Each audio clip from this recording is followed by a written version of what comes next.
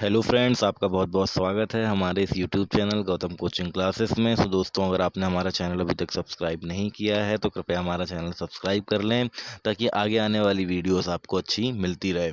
ठीक है दोस्तों, तो हम दोस्तों क्लास 10th एनसीईआरटी का इकोनॉमिक्स हमने कर लिया चैप्टर 2। आज जो हम शुरू करने वाले हैं वो करने वाले हैं ज्योग्राफी का चैप्टर 2। चैप्टर 1 की ऑलरेडी हमने वीडियो अपलोड कर दी है, तो अगर आपने वो वीडियोस नहीं देखी है चैप्टर 1 की तो कृपया उसको देख लीजिएगा, वो आपके बहुत ही काम आएगी। और चैप्टर 2 की जो वीडियोस है वो अब हम अपलोड करने वाले हैं। तो आज से जो स्टार्ट करने वाले हैं दोस्तों, वो हम करने वाले हैं चैप्टर 2, जिसका नाम है forest and wild life resources. तो ये जो है जो आज हम चालू करने वाले हैं। ठीक है, चैप्टर 1 अपलोड कर दिया है, वो देख लीजिएगा आप। अब से हम चैप्टर 2 स्टार्ट कर रहे हैं। ठीक है, इकोनॉमिक्स का ऑलरेडी हमने चैप्टर 2 अपलोड कर दिया है, तो वो अगर आपने नहीं देखा तो वो भी आप देख लीजिएगा। ठीक है दोस्तों, चलिए तो हम क्या करते हैं, आज का जो अपना चैप्टर है ज्योग्राफी का उसको स्टार्ट करते हैं। ठीक है, और बढ़िया समझते हैं कि भाई फॉरेस्ट और वाइल्ड लाइफ के बारे में आज हमको पढ़ना है। ठीक है, जैसा कि आप यहाँ पे देख पा रहे हैं। ठीक है, जैसा कि आपको यहाँ टॉपिक मिल रहा है ना, क्या भाई चैप्टर का नेम ही है अपना फॉरेस्ट और वाइल्ड लाइफ रिसोर्सेज। तो फॉरेस्ट से जो हमको रिसोर्सेज मिलते हैं, वाइल्ड लाइफ से जो रिसोर्सेज हमको मिलते हैं, उनके बारे में हम आज यहाँ पे पढ़ने वाले हैं। ठीक है, तो चलिए इसको देखते हैं हम क्या होता है। First is we share this planet with a millions of other living beings, starting from microorganisms and bacteria, lichens to banyan trees, elephants and blue whales. Okay, तो क्या बोला जा रहा है, बोला जा रहा है कि भाई हमारी जो पृथ्वी है इसमें केवल एक ही जीव नहीं रहता है। हम जो है पृथ्वी को, हम अपने प्लानेट को मिलियंस ऑफ लिविंग बींग्स जो है, मिलियंस ऑफ अदर जो हम बोल सकते हैं लिविंग बींग्स जो जीव जंतु हैं, उनके साथ क्या करते हैं, हम शेयर करते हैं। ठीक है, पृथ्वी को जो माइक्रो ऑर्गेनिज्म भी होता है। ठीक है, और बड़े से बड़ा जो एक अपन बोल सकते हैं जीव यानी कि एलिफेंट, वो भी होता है, ब्लू व्हेल्स भी होता है। ठीक है, तो ये सब चीज़ें जो है सभी हमारी पृथ्वी के अंदर मौजूद है और सभी इसी पृथ्वी पर क्या होते हैं दोस्तों, रहते हैं। तो इसलिए कहा गया है कि हम जो है अपनी पृथ्वी सभी के साथ क्या करते हैं, शेयर करते हैं, सभी उस पृथ्वी का यूज़ करते हैं और उसमें रहते हैं और उसमें अपना जीवन यापन करते हैं। ठीक है, and then this entire habitat that we live in has immense biodiversity। Okay, तो ये जो पूरा हैबिटेट है, सभी लोग रहते हैं, ये तो ये बहुत सारी क्या होती है दोस्तों, इनमें बायोडाइवर्सिटी पाई जाती है। ठीक है, बायोडाइवर्सिटी का मतलब ये है कि उनके दिखने का, चलने का, दिखने जो उनके रंग रूप गुणधर्म वगैरह ये सब चीज़ें जो है वो बहुत अलग होती है। ठीक है, सभी की सेम नहीं होती है। ठीक है ना, तो बायोडाइवर्सिटी, जैव विविधता बहुत एक अलग पैमाने पे हमारे यहाँ पाई जाती है। And we humans along with all living organisms form a complex web of ecological system in which we are only a part of, very much dependent on this system for our own existence। okay, ठीक है, तो यहाँ पे क्या बताया जा रहा है, यहाँ पे ये बताया जा रहा है कि we humans along with the all living organisms, यानी कि हम जो मानव हैं और बाकी सारे जो जीव जंतु यहाँ पे पाए जाते हैं, वो एक कॉम्प्लेक्स वेब फॉर्म करते हैं, एक कठिनाई वाला, एक अपन बोल सकते हैं कि कॉम्प्लेक्स जटिल एक जाल बनाते हैं इकोलॉजिकल सिस्टम का। ठीक है, इकोलॉजिकल सिस्टम का जाल बनाते हैं, इसका मतलब क्या होता है, इसका मतलब ये होता है एक पूरा स्ट्रक्चर बनाते हैं, एक इकोलॉजिकल सिस्टम बनाते हैं, एक कॉम्प्लेक्स वेब बनाते हैं, बाकी सारे लिविंग बींग्स और हम ह्यूमंस मिलकर। ठीक है, जिसमें कि in which we are only a part, जिसमें हम क्या होते हैं दोस्तों, कोई पार्ट होते हैं। And very much dependent on this system. Okay, तो ये जो हम सिस्टम फॉर्म करते हैं, इस सिस्टम पे ही हम क्या होते हैं, बहुत ज़्यादा तरीके से डिपेंडेंट होते हैं। ठीक है, इसका मतलब होता है कि इस सिस्टम पे ही हमारी डिपेंडेंसी होती है। And for our own existence, तो हम अपने ही अस्तित्व के लिए इन सब चीज़ों में डिपेंडेंट होते हैं, यानी कि जो सिस्टम हम सभी मिलकर बनाते हैं, सारे लिविंग बींग्स मिलकर बनाते हैं, उस पे ही हमारा एग्जिस्टेंस जो होता है वो निर्भर करता है। ठीक है, बात कर लेते हैं हम आगे। अगर हम एग्जाम्पल देखें, for example the plants animals and microorganisms recreate the quality of the air।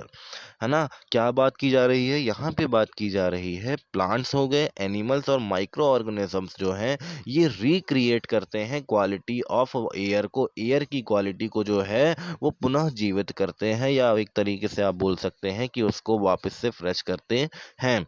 Okay, जिसमें कि हम क्या करते हैं, सांस लेते हैं, और the water we drink and the soil that produces our food without which we cannot survive। तो वो सॉइल भी इसमें आ जाती है, जैसा कि हमने चैप्टर 1 में पढ़ा था रिसोर्सेस एंड डेवलपमेंट में, कि सॉइल जो है वो एक बहुत ही इंपॉर्टेंट रिसोर्सेस है। तो दोस्तों सॉइल भी हमारा इसमें आ जाता है, एंड सॉइल जो है, सॉइल के ही ऊपर हम सारे फूड प्रोड्यूस करते हैं, ठीक है ना। तो सॉइल के ऊपर ही हम सारे फूड प्रोड्यूस करते हैं, जिसके बिना हम कभी भी क्या नहीं करते, सरवाइव नहीं कर सकते। तो ये सब चीज़ें जो एक साथ मिलके बनती है दोस्तों, यही हमारा इकोलॉजिकल सिस्टम कहलाता है, ठीक है ना। ये बात आपको समझ में आई है ना? आई होप कि आपको ये समझ में आ गई होगी। ओके, तो चलिए, एंड फॉरेस्ट, अगर हम फॉरेस्ट की बात करें, forest plays a key role in the ecological system as these are also the primary producers on which we all other living beings depend. तो फॉरेस्ट एक बहुत ही की रोल प्ले करता है। किसमें की रोल प्ले करता है? ये करता है दोस्तों इकोलॉजिकल सिस्टम के अंदर। कैसे भाई? इकोलॉजिकल सिस्टम के अंदर ये प्राइमरी प्रोड्यूसर्स होते हैं। हम जैसा कि जानते हैं भाई, पेड़ पौधे ही तो हो जिनसे हमको जीवन मिलता है, ठीक है, जिससे हमको ऑक्सीजन मिलती है, ठीक है ना। और पेड़ पौधों से ही हम क्या करते हैं, खाना बनाते हैं अपना, ठीक है ना। तो ये होते हैं दोस्तों प्राइमरी प्रोड्यूसर्स, और प्राइमरी प्रोड्यूसर्स होने का मतलब ये है कि ये इकोलॉजिकल सिस्टम के अंदर एक बहुत ही महत्वपूर्ण रोल प्ले करते हैं। बिकॉज हमारे प्राइमरी प्रोड्यूसर्स अगर नहीं होंगे तो लिविंग बींग्स जो है वो नहीं चल पाएंगे, यानी कि लिविंग बींग्स जो है वो आगे सरवाइव नहीं कर पाएंगे, और जिसमें बहुत सारे लिविंग बींग्स जो हैं वो दोस्तों फॉरेस्ट के ऊपर डिपेंडेंट होते हैं। जैसे आपने सुना होगा कि भाई जो फॉरेस्ट वाइल्ड लाइफ होती है, अब मान लीजिए जंगली जीव जंतु जो हैं, अगर उनके लिए जंगल ही नहीं बचेंगे तो उनका जीवन समाप्त हो जाएगा। तो मेन चीज़ अगर स्पेसिफिकली अगर हम देखें तो फॉरेस्ट वाइल्ड लाइफ के लिए तो ये बहुत ही इंपॉर्टेंट है, ठीक है ना। और बाकी अगर हम अपनी भी बात कर लें, है ना, तो ये क्या होते हैं दोस्तों, प्राइमरी प्रोड्यूसर होते हैं। और प्राइमरी प्रोड्यूसर्स अगर ये होते हैं तो उनके बिना तो कोई जीव जिंदा रह ही नहीं सकता। उसके उसी के ऊपर काफ़ी हद तक क्या होते हैं, जीव जंतु जो है वो डिपेंडेंट होते हैं, ठीक है ना। चलिए, उसके बाद हम देख लेते हैं दोस्तों आगे। तो आगे अगर हम देखें तो आगे क्या आता है, बायोडाइवर्सिटी और बायोलॉजिकल डाइवर्सिटी का एक हमारे पास डेफिनेशन आती है ना। उसको मैं आपको बताता हूँ। यहाँ लिखा हुआ है, बायोडाइवर्सिटी और biological diversity is immensely rich in wild life and cultivated species, diverse in form and function but closely integrated in a system through multiple network of interdependencies। किसका मतलब क्या है दोस्तों? इसका मतलब ये है कि बायोडाइवर्सिटी का मतलब होता है, आप डाइवर्सिटी का मतलब आपने सुना होगा विविधता, अलग अलग चीज़ों का होना। तो वो विविधता हो सकती है ना। वो विविधता किन किन चीज़ों में हो सकती है? वो हो सकती है, सबसे ज़्यादा होती है दोस्तों वाइल्ड लाइफ के अंदर। आपने अलग अलग तरीके के जीव जंतु देखे होंगे, है ना। शेर, बहुत सारे अलग अलग शेर टाइप के शेर होते हैं, ठीक है ना। फिर आपने अलग अलग स्पेशीज देखी होगी। तो ये सब चीज़ें जो है दोस्तों ये, और आपने बहुत सारे, कोई से भी अगर आप जीव जंतु उठा लें तो वो भी अलग अलग तरीके के आपने देखे होंगे। तो वाइल्ड लाइफ जो है उसमें भी हमें देखने को मिलता है, ठीक है ना। एंड कल्टीवेटेड स्पेशीज का मतलब है दोस्तों तरह तरह की फसलों के बारे में आपने सुना होगा, जो कि आप खेती करते हैं और कल्टीवेशन करते हैं। उन कल्टीवेशंस में भी आपको अलग अलग स्पेशीज का नाम सुनने में आया होगा। जैसे गेहूँ एक अलग फसल होती है, चावल एक अलग फसल होती है ना। गन्ना एक अलग फसल होती है, और बाकी जो अपन उगाते हैं सब्जियां वो अलग फसल होती है, ठीक है। And diverse in form and function, तो दोस्तों दिखने में, है ना, फॉर्म उसका जो फॉर्मेशन होता है वो हो सकता है डिफरेंट प्रोसेस से हुआ हो, दिखने में बहुत अलग दिख रहा हो, और फंक्शन भी अलग हो, ठीक है ना।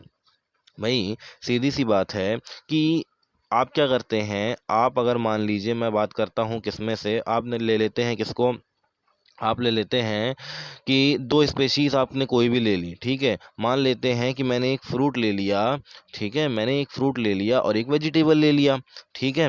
फ्रूट एंड वेजिटेबल मैंने ले लिया, वो भी क्या है दोस्तों, कल्टीवेटेड ही है, दोनों कल्टीवेटेड है, ठीक है। तो दोनों कल्टीवेटेड में क्या है कि दोनों का फंक्शन बहुत ज़्यादा अलग है। फ्रूट फ्रूट की हम सब्जी नहीं बना रहे हैं, यहाँ पे हम किसकी सब्जी बना रहे हैं, वेजिटेबल की सब्जी बना रहे हैं। वेजिटेबल को हम ऐसा फ्रूट नहीं खा सकते, और ना फ्रूट को हम ऐसा वेजिटेबल खा सकते हैं, ठीक है। बाकी अदर केसेस में बात अलग है, लेकिन जनरली मैं जो आपको बता रहा हूँ उसका मतलब समझने की कोशिश करिएगा। फंक्शन में ये अलग हो सकते हैं, बट ये क्लोजली इंटीग्रेटेड होते हैं, यानी कि हमारा जो जीवन है वो वाइल्ड लाइफ के बिना संभव नहीं है, और वाइल्ड लाइफ का जो जीवन है वो हमारे बिना संभव नहीं है, ठीक है ना। इसी तरीके से in a system through multiple network of interdependencies, और through multiple network of interdependencies का मतलब ये है कि हम एक दूसरे से जुड़े होते हैं अलग अलग तरीकों से, अलग अलग माध्यम से, क्योंकि हम एक दूसरे के ऊपर क्या है दोस्तों, इंटरडिपेंडेंट हैं। क्या बोला मैंने, हम एक दूसरे के ऊपर इंटरडिपेंडेंट हैं, ठीक है। ये बात आपको समझ में आई। चलिए इसके बाद हम और आगे देख लेते हैं। तो आगे दोस्तों हमें पढ़ना है flora and fauna in India, है ना। तो फ्लोरा मतलब होता है दोस्तों प्लांट की स्पेशीज, फौना मतलब होता है एनिमल्स की स्पेशीज, ठीक है। इसके बारे में हमको पढ़ना है, और ये इंडिया के अंदर किस तरीके से पाई जाती है ये आपको पढ़ना है, ठीक है। If you look around, you will be able to find that there are some animals and plants which are unique in your area. In fact, India is one of the world's richest countries in terms of its vast array of biological diversity. ठीक है दोस्तों। तो जैसा कि ये बोल रहे हैं कि आपने आसपास ऐसा पौधा तो देखा ही होगा, है ना, या ऐसे एनिमल्स और प्लांट्स तो देखे ही होंगे जो दुर्लभ होते हैं। दुर्लभ का मतलब यूनिक होते हैं, ठीक है ना। क्या होते हैं, यूनिक होते हैं आपके एरिया में, ठीक है। अगर हम बात करें फैक्चुअल, अगर हम बात करें तो दोस्तों फैक्ट ये है कि India is the one of the world richest countries in terms of its biological diversity, यानी कि बायोलॉजिकल डाइवर्सिटी में अगर हम देखें तो इंडिया जो है वो वर्ल्ड रिचेस्ट कंट्रीज है, यानी कि सबसे ज़्यादा जो जैव विविधता है, सबसे ज़्यादा जो बायोलॉजिकल डाइवर्सिटीज़ है वो हमारे इंडिया के अंदर ही पाई जाती है। ये बात आपको ध्यान में रखनी है, ठीक है। when this is possibly twice or thrice the number yet to be discovered, okay। And ये दो या तीन बार जो है, दो या तीन बार वो क्या किया जा चुका है, फाइंड किया जा चुका है, ठीक है, 2 to 3 times, okay। And you have already studied in detail about the extent and variety of forest and wildlife resources in India, ठीक है। और आपने पहले भी बहुत सारी चीज़ें पढ़ी हुई है, ठीक है ना, फॉरेस्ट की वैरायटीज़ पढ़ी हुई है, ठीक है ना, क्योंकि अपन ने वेजिटेशंस भी पढ़ा हुआ है पहले, ठीक है। मैंग्रोव फॉरेस्ट वगैरह के बारे में हमने पढ़ा हुआ है, वाइल्ड लाइफ रिसोर्सेज पढ़े हैं, ठीक है। And you may have realized the importance of these resources in our daily life, तो इसके हमारे डेली लाइफ में क्या यूजेस हैं ये आपको पता चल गया होगा। and these diverse flora and fauna are so well integrated in our daily life that we take these around for granted, okay। क्या होता है दोस्तों, सीधी सी बात है कि ये जो डाइवर्सिटी होती है फ्लोरा एंड फौना की, ये बहुत ही इंटीग्रेटेड होती है अगर हम अपनी डेली लाइफ में देखें, ठीक है। डेली लाइफ में आप देखते हैं, ठीक है ना, तो डेली लाइफ में अगर आप देखेंगे तो आपको क्या दिखेगा कि भाई पेड़ पौधों से हमको ऑक्सीजन प्राप्त होती है, ठीक है ना। अब पेड़ पौधों से ऑक्सीजन प्राप्त होती है, वही पेड़ पौधे कुछ जीव जंतु खाते हैं, और वही जीव जंतु जो है वो इंसान खाते हैं। तो इस तरीके से ये दोस्तों इंटर रिलेटेड आपको डेली लाइफ में भी ये दिखेगा, ठीक है ना। जिसको अपन ज़्यादा ध्यान तो नहीं देते बट ये बहुत ही क्लोजली इंटीग्रेटेड होते हैं, ठीक है।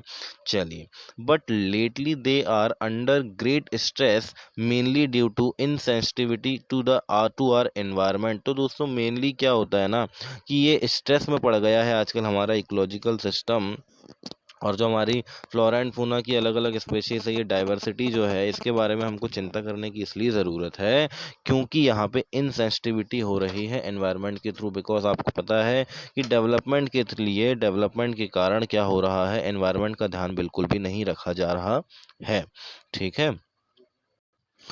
तो यहाँ पे आपको एक एक्टिविटी दी गई है, find out stories prevalent in your region which are about the harmonious relationship between the human beings and nature. तो आपको ऐसी एक हारमोनियस, एक सामंजस्यपूर्ण, एक ताल हम कह सकते हैं कि बिल्कुल एक ही जैसा जो रिलेशनशिप है ना, एक सामंजस्यपूर्ण जो रिलेशनशिप है, हारमोनियस रिलेशनशिप है, उसकी एक स्टोरी बताना है आपके रीजन्स के आसपास, अगर ऐसी कहानी कहीं घटित हुई है तो, ह्यूमन बींग्स और नेचर के रिलेशन को लेकर। ओके, चलिए फिर आगे देखते हैं हम। तो some estimates suggest that at least 10% of the India's recorded wild flora and 20% of its mammal are on the threatened list.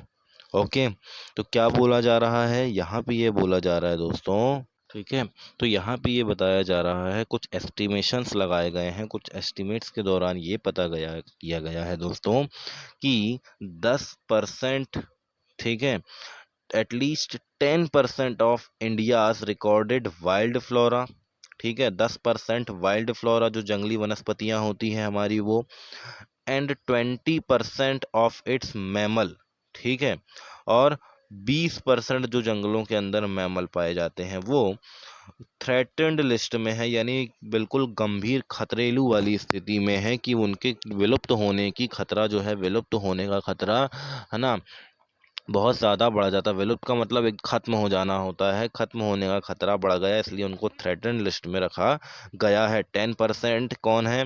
10% wild flora को कहा गया है, ठीक है ना, और उसके मैमल्स के बारे में भी बात की गई है, ठीक है, समझ में आई बात आपको?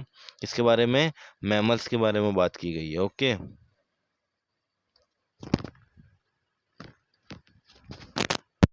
of these would now be categorized as critical, जिनको बहुत ही क्रिटिकल घोषित कर दिया गया है कि अगर हमने इनका ध्यान नहीं रखा तो ये विलुप्त होने का, ये भी थ्रेटन लिस्ट में आ जाएगी, ठीक है। That is on the verge of extinction like the चीता, पिंक हेडेड, ये एक्सटिंक्ट हो सकते हैं, विलुप्त तो हो सकते हैं, जैसा कि हम यहाँ पे चीता को बता दिया गया है, ठीक है। पिंक हेडेड डक होता है, उसको बता दिया गया है ना। माउंटेन क्वाइल, है ना, forest spotted owlet and the plants like Madhuca insignis as a variety of mahua, है ना। मधुका क्या होता है? मधुका इंसाइन जो होता है वो होती है वाइल्ड वैरायटी होती है महुआ की, ठीक है, जंगली प्रजातियां होती है महुआ की। ओके, जैसे हुबरालिया, हुबराडिया, हेप्टेन्यूरॉन, है ना, ये स्पेशीज होती है ग्रास की, है ना, घास की जो होती है वो होती है, ठीक है, स्पेशीज। तो ये सब चीज़ें जो है दोस्तों ये विलुप्त होने की कगार पर है, ठीक है ना। And in fact no one can say how many species may have already been lost, ठीक है, तो यहाँ पे ये कोई भी नहीं कह सकता कि कितनी स्पेशीज जो है वो अभी तक हमारे यहाँ से विलुप्त हो चुकी है। And today we only talk of the larger and more visible animals and plants that have become extinct, but what about smaller animals like insects and plants? Okay, तो भाई सीधी सी बात है, हम केवल बड़ों पर ही ध्यान देते हैं, बड़ों मतलब जो एक्चुअल में हमको दिखाई दे रहे हैं और जिनको हम सोचते हैं कि ये बहुत इंपॉर्टेंट है, जैसे चीता वगैरह, लॉयंस वगैरह, ये सब चीज़ों के बारे में हम ज़्यादा ध्यान देते हैं, जो प्लांट्स बड़े बड़े होते हैं वो उनके बारे में हम ज़्यादा ध्यान देते हैं, लेकिन हम छोटे एनिमल्स और प्लांट्स के बारे में नहीं सोचते। उनका क्या हो जाएगा? वो भी तो कहीं विलुप्त हो रहे होंगे, लेकिन हम उनके ऊपर ध्यान ज़्यादा नहीं देते हैं, ठीक है। चलिए देखते हैं वेनिशिंग फॉरेस्ट, है ना, पेड़ों की कटाई के बारे में जानते हैं। The dimensions of the deforestation in India are staggering. The forest and tree cover in the country estimated 79.42 million hectare. तो दोस्तों फॉरेस्ट और ट्री कवर मिला के, है ना, हमारी कंट्री में कितना है? फॉरेस्ट और ट्री कवर मिला के हमारी कंट्री में है 79.42 मिलियन हेक्टेयर, ठीक है, जो कि 24.16% है of the total geographical area, यानी कि 24.16, है ना, 24.16% जो है वो टोटल हमारे जोग्राफिकल एरिया का फॉरेस्ट और ट्री कवर मिला के यहाँ पे बनता है, ठीक है, जिसमें से डेंस फॉरेस्ट केवल 12.2% ही है और ओपन फॉरेस्ट 9.14% है, ठीक है। अगर हम इस हिसाब से देखें तो लगभग हमारा जो है वो 21% है, 21 दशमलव कुछ, 21.4 या 6% जो है वो हमारा क्या हो जाता है दोस्तों, टोटल जो है वो फॉरेस्ट कवर होता है, ठीक है, अगर हमको उसमें ट्री कवर को ना मिलाएं तो, ठीक है। एंड मैंग्रोव फॉरेस्ट भी हमारा 1.014% होता है। According to the state of the forest report 2015, the dense forest cover has increase 3775 square kilometre since 2013। तो अगर 2013 के बाद से अगर हम बात करें तो 3775 स्क्वायर किलोमीटर हमारा फॉरेस्ट कवर क्या है, डेंस फॉरेस्ट कवर जो है वो बढ़ा है, ठीक है, पहले के मुकाबले। And however this apparent increase in the forest coverage due to conservation measures, तो कुछ कंजर्वेशन मेजर्स हमने लिए हैं और मैनेजमेंट इंटरवेंशंस हुए एंड प्लांटेशंस हुआ है, जिसके कारण ये हुआ है, डिफरेंट एजेंसीज के थ्रू ये वर्क किया गया है, जिसके कारण ये फॉरेस्ट कवर जो है दोस्तों बढ़ा है, ठीक है।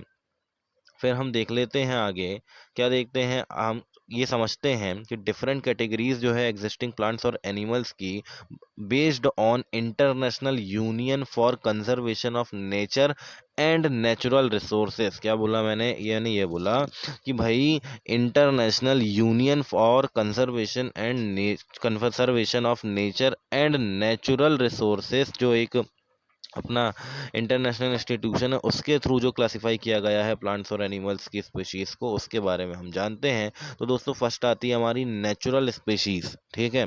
नेचुरल स्पीशीज़ क्या, species whose population levels are considered to be normal for their survival such as cattle, साल, पाइन, rodents, ओके। तो स्पेशीज जो कि इनकी पॉपुलेशन अभी नॉर्मल है ना, उनके सर्वाइवल के लिए कोई खतरा नहीं है, अभी उनका बढ़िया नॉर्मल पॉपुलेशन चल रही है, जैसे कि कुछ पशु पक्षी हो गए अभी हमारे, ठीक है, साल के वृक्ष हो जाए, पाइन हो गए, रोडेंट्स हो गए, ये सब चीज़ें, ठीक है। फिर आती है एंडेंजर्ड स्पेशीज, तो they are species which are in danger of extinction, जो विलुप्त होने की कगार पे, विलुप्त होने का खतरा जिनके ऊपर है, that is endangered species and the survival of such for species is difficult if the negative factors that have led to decline in their population continue to operate, okay।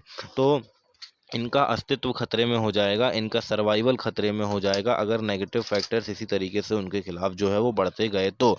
कैसे नेगेटिव फैक्टर्स, यानी कि forest की कटाई, ठीक है ना, अब forest का डिफॉरेस्टेशन हो रहा है, अब डिफॉरेस्टेशन हो रहा है तो उससे कई जो विलुप्त, कई जो वन्य प्रजातियां हैं, वाइल्ड लाइफ है, वो क्या हो जाती हैं, समाप्त हो रही है धीरे धीरे, ठीक है ना। तो इस तरीके की बातें हैं। एंड द इसको एग्जांपल ऑफ सच स्पीशीज जैसे ब्लैक बक, है ना, क्रोकोडाइल हो गए, वाइल्ड एस, है ना, एंड इंडियन राइनो की अगर अपन बात कर लें, लायन टेल्ड की बात कर लें, ठीक है, ब्राउ एंटर डियर, तो ये सब चीज़ें जो मणिपुर में पाया जाता है ना, तो ये सब चीज़ें जो है दोस्तों ये आती है एंडेंजर्ड स्पेशीज के अंतर्गत, ओके।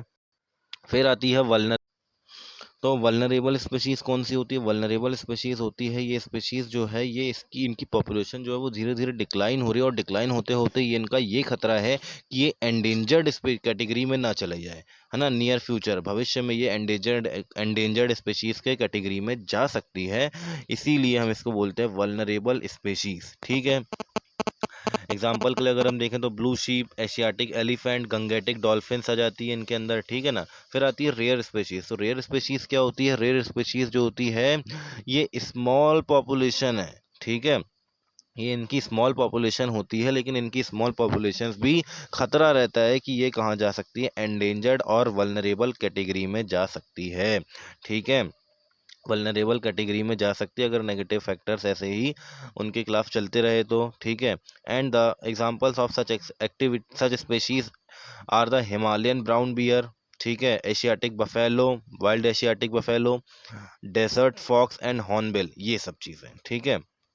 फिर एंडेमिक, अब एंडेमिक स्पेशीज क्या होती है, these are species which are only found in some particular areas usually isolated by nature or geographical barriers, तो ये कुछ स्पेसिफिक एरियाज में ही पाए जाते हैं, उनको अपन बोलते हैं एंडेमिक स्पेशीज, ठीक है, जो कि नेचर से बिल्कुल आइसोलेटेड होते हैं, जोग्राफिकल एरिया से बिल्कुल, बैरियर से बिल्कुल अलग होते हैं, ठीक है ना, एक पर्टिकुलर एरियाज में, सम पर्टिकुलर एरियाज में ये पाए जाते हैं। In example of such species are the Andaman teal, Nicobar pigeons, Andaman whale, तो अंडमान निकोबार में जो ये सब स्पीशीज पाई जाती है वो, और मिथुन इन अरुणाचल प्रदेश, ओके। फिर एक्सटिंक्ट स्पीशीज, है ना, एक्सटिंक्ट स्पीशीज क्या होती है, extinct species are the species which are not found after searches of known and likely areas where they may occur, जो कि एक्सटिंक्ट हो चुकी है ना, जो कि क्या हो चुकी है, जो कि बिल्कुल ही विलुप्त हो चुकी है, वो प्रजातियों को अपन कहते हैं एक्सटिंक्ट स्पेशीज। ओके, स्पेशीज में B extinct from the local area, जो कि लोकल एरिया से एक्सटिंक्ट हो चुकी है। एंड रीजन, कंट्री, कॉन्टिनेंट और द एंटायर अर्थ, जो कि किसी पर्टिकुलर कॉन्टिनेंट से या जिस कॉन्टिनेंट में वो पाई जाती थी या पूरे अर्थ से क्या हो चुकी है, वो हो चुकी है, विलुप्त हो चुकी है, उसको अपन बोलते हैं। जैसे अपन बात करते हैं एशियाटिक चीता की, ठीक है, एशियाटिक चीता और पिंक हेड डक, ये क्या हो चुके हैं, दोनों विलुप्त हो चुके हैं। ठीक है, तो आगे जो हम पढ़ेंगे वो पढ़ेंगे एशियाटिक चीता, है ना, कहाँ गए, क्या हुआ, ये सब चीज़ें हम पढ़ने वाले हैं, तो वो हम पढ़ेंगे अपनी नेक्स्ट वीडियो में। ठीक है, अगर आपने हमारा चैनल सब्सक्राइब नहीं किया है तो कृपया हमारा चैनल सब्सक्राइब कर लें। ओके।